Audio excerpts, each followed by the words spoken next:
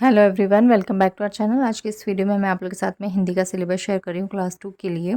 पहला इसमें होगा भाषा तथा भाषा के रूप। ये व्याकरण की बुक में बच्चों को क्या क्या पढ़ाया जाता है ये मैं सिखा रही हूँ, क्योंकि जो 2 बुक्स होती है उसमें से एक तो व्याकरण की होती है और एक में पाठ दिए रहते हैं। हो सकता है आपके बच्चों को व्याकरण की बुक ना हो, लेकिन जो हिंदी में बच्चों को क्लास 2 में पढ़ाया जाता है वो बता रही हूँ मैं कि आपको ग्रामर में क्या क्या पढ़ाना है बच्चों को, यानी व्याकरण में क्या क्या चीज़ें हैं जो सेकंड क्लास तक आपको सिखा देनी है।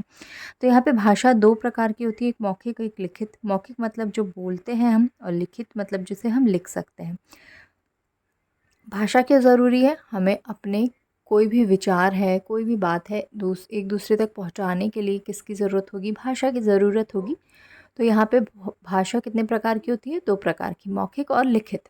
पशु पक्षियों की बोलियों के बारे में भी इस पाठ में रहता है। फिर दूसरा पाठ रहेगा वर्णमाला एवं वर्ण के भेद। तो वर्णमाला क्या होती है? जो वर्ण होते हैं, जैसे अ, आ, ई, क, ख, ग, ये क्या कहलाते हैं? वर्ण कहलाते हैं। और इनको जिस क्रम में हम लिखते हैं तो वो वर्णमाला कहलाता है। वर्णमाला में आप देखेंगे अ से अ तक स्वर होते हैं और क से ज्ञ तक व्यंजन होते हैं। तो यही इसके 2 भेद हैं। फिर उसके बाद में आ जाते हैं स्वरों की मात्राओं पे। तो स्वरों की मात्राएं बच्चे ऑलरेडी जानते हैं, यूकेजी में बच्चों को सिखाया जाता है, फर्स्ट में सिखाया जाता है, फिर सेकंड में भी इसकी प्रैक्टिस होती है, ताकि बच्चे अच्छे से मात्राओं की पहचान कर सके, अच्छे से उसे लिख सके, किसी भी उसका उच्चारण जो है वो सही हो सके, ताकि जो शब्द है वो अच्छे से पढ़ना और पढ़ भी सके और समझ भी सके और लिख भी सके। फिर शब्द और वाक्य सिखाए जाते हैं, जैसे कि वर्ण होते हैं, वर्णों से मिलकर क्या बनता है? शब्द बनता है। और जब कुछ शब्द मिलते हैं तो क्या बनाते हैं? वाक्य बनाते हैं। बस इसका कुछ अर्थ निकलना चाहिए। फिर है संज्ञा। संज्ञा क्या होती है? किसी भी व्यक्ति, वस्तु, स्थान एवं प्राणी के नाम को संज्ञा कहते हैं, जिसे हम इंग्लिश में क्या कहते हैं? नाउन कहते हैं। यानी किसी भी व्यक्ति, वस्तु, स्थान या प्राणी के नाम को हम क्या कहेंगे? संज्ञा कहेंगे। फिर उसके अंत में लिंग की पहचान, यानी कि पुल्लिंग और स्त्रीलिंग रहेंगे। पुल्लिंग शब्द वो होते हैं जो कि किसी पुरुष जाति का भेद कराते हैं, और स्त्री जाति जो किसी भी स्त्री जाति के लिए हम प्रयोग करते हैं, जैसे कि लड़का, लड़की, अध्यापक, अध्यापिका। तो इस तरीके से पुल्लिंग और स्त्रीलिंग शब्द सिखाए जाएंगे। फिर होगा एक, अनेक, यानी कि वचन रहेंगे, जैसे एक है तो जूता, एक से ज़्यादा है तो जूते, एक है तो तितली, एक से ज़्यादा है तो तितलियाँ। इस तरह से एक और अनेक सिखाया जाएगा। फिर उसके बाद में रहेगा सर्वनाम।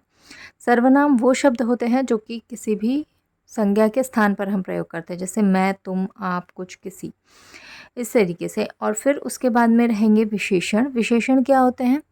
जो भी किसी संज्ञा शब्द की विशेषता बताते हैं वो विशेषण कहलाता है, जैसे लाल है, छोटा है, सुंदर है।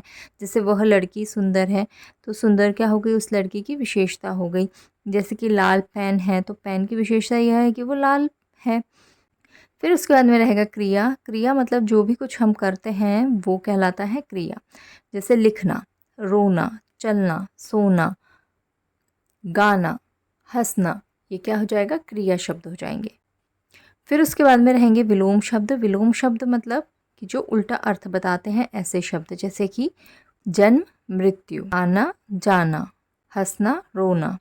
पर्यायवाची शब्द यानी कि अनेक अर्थ वाले शब्द, यानी एक ऐसा शब्द कोई भी दे दिया जाएगा और उसके 2 या 3 अर्थ बच्चों को, यानी उसी के और क्या नाम हो सकते हैं वो बच्चों को लिखना होता है। जैसे कि फूल है, फूल को हम और क्या बोलते हैं? पुष्प कहते हैं, सुमन कहते हैं, कुसुम कहते हैं। फिर उसके बाद में अनेक शब्दों के लिए एक शब्द, यहाँ पर अनेक शब्द दिए रहेंगे और उसका एक शब्द लिखना होगा। जैसे कि कभी न मरने वाला क्या कहलाएगा? अमर कहलाएगा। जिसके किसी के जैसा दूसरा ना हो तो उसे क्या कहते हैं? अद्वितीय कहते हैं। रोज़ होने वाला दैनिक कहलाता है। फौज में काम करने वाला फौजी कहलाता है। इस तरीके से अनेक शब्दों के लिए एक शब्द रहेंगे। फिर इसके बाद में गिनती रहेगी, 1 से 10 तक फर्स्ट में सिखाते हैं। अब यहाँ पर 1 से 20 तक सिखाई जाएगी, लिखना पढ़ना दोनों ही। फिर दिन, सप्ताह, महीने और साल में क्या रिलेशन होता है ये बताया जाएगा। उनमें उन्हें किस तरह लिखा जाता है, जैसे दिनों के नाम, महीनों के नाम, ये बताया जाएगा। कहानी, लेखन तथा चित्र पठन रहेगा। यहाँ पर कहानी को लिखना बताया जाएगा बच्चों को। अधूरी कहानी दे दी जाती है, कभी कभी चित्र भी दे दिए जाते हैं और चित्र को देखकर बच्चों को कहानी पूरी करनी होती है। फिर निबंध लेखन, 10 लाइन बच्चों को किसी भी टॉपिक पे 10 लाइन लिखने के लिए दिया जा सकता है। तो ये था आज का वीडियो। आई होप आपको वीडियो पसंद आया होगा। Thank you for watching.